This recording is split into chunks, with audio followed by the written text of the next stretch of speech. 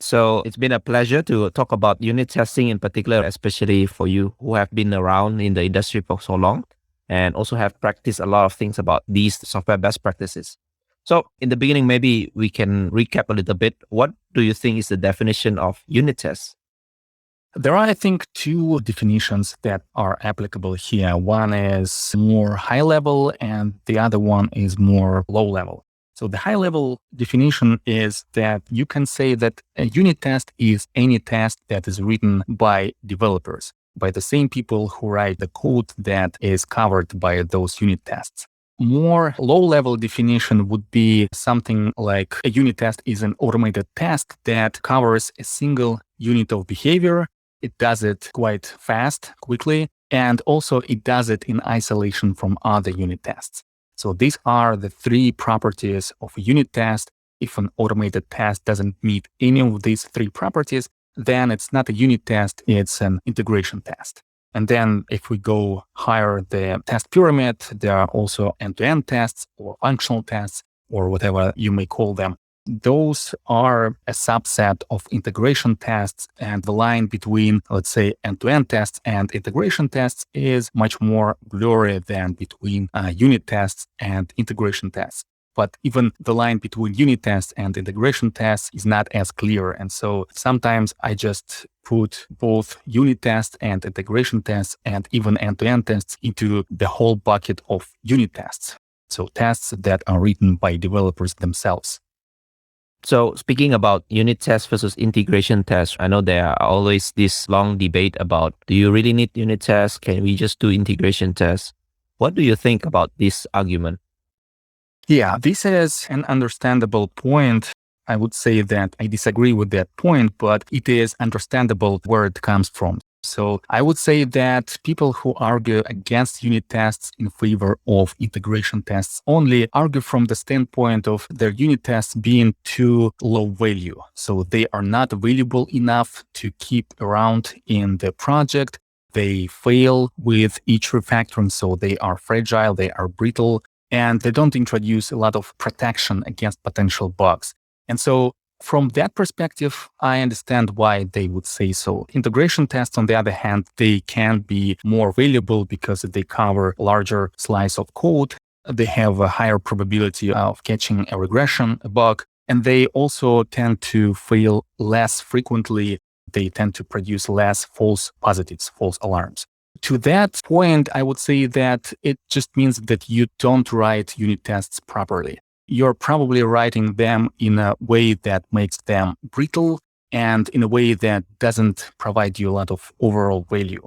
The better approach here is not to get rid of unit tests altogether, but instead refactor your unit tests and make them more valuable. So maybe if you are pro to the argument of unit tests, maybe can you define some of the benefits or goals of actually writing unit tests, especially for developers who are still not yet into unit test practices? The main goal of unit testing is enabling sustainable growth of your software project. This is the main goal because as the project grows, the amount of code in that project increases, and with it increases the surface area for potential bugs in that code. So basically, the more code you write, the more probability there is that you introduce a bug in that code. That in turn leads to a situation where you release a lot of bugs with each deployment to production, or you spend so much time manually testing that release that your time to market metric suffers drastically. Unit tests help you to avoid this situation. They act as a safety net that ensures that when you introduce new features in your software, the old features stay operational, so you don't introduce any regressions in those features. And also, they allow you to refactor your code more freely because you're not afraid of doing that. So you're able to maintain the quality of your code, and therefore you're able to move faster with more quality code base. Speaking about unit tests, a lot of people also associate that with TDD, like test first, or is it like production code first? Do you have any flavor around which one do you think is best? Test first versus test last versus code first approaches. I didn't cover it in the book, but yeah, I do have some opinions on that. So I do believe that TDD, test-driven development, or test first approach is valuable but you need to apply it in the right moment of your project.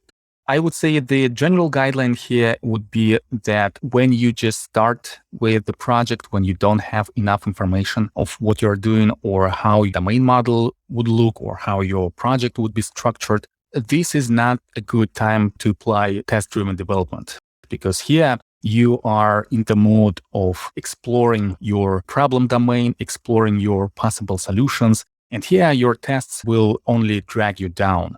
At this stage, I would recommend to do some outlining, some prototyping. When you are comfortable enough with your problem domain and you're pretty sure that the way you are implementing your domain model is the way you're going to move with moving forward, when you are sure about that, then you can apply the test-driven development approach, start with tests, and then basically move forward with this approach.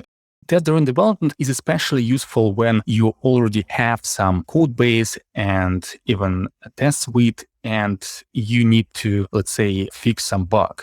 This is where the test-driven development approach shines, because you are able to first put a test that reproduces the bug itself and then fix that bug. This way, you are sure that your test is correct because you saw that this test fails for a good reason, because there is a bug in your code base. And then fix the bug and then make your test pass. Basically, test-driven development solves two problems. It allows you to check that your test itself is correct. I would say it allows you to do that more easily, because with code-first approach, you still can do that, but it's just a little bit harder to do. Because when you write your code first and then you write your test, in order to test that test, you have to modify your code back into incorrect one to see that your test fails first. And then you modify it back and see that the test started to pass. So with test-driven development, with the test-first approach, you avoid this unnecessary step because you write your test first, ensure that it fails for a good reason, and only then you fix that test and make it pass. So yeah, that's the first benefit of TDD, is that it helps you to check your tests more easily.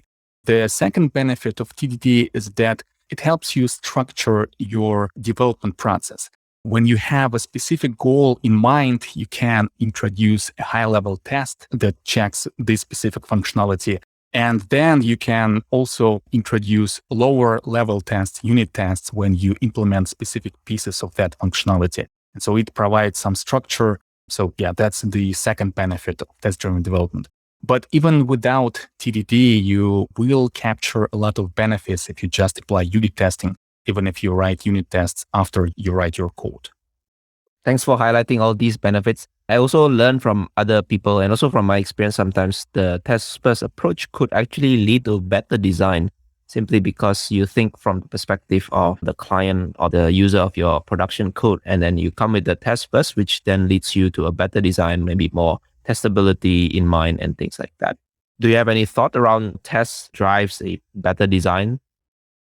Well, I would say testing the ability to test your code is a necessary but not sufficient requirement for good code design.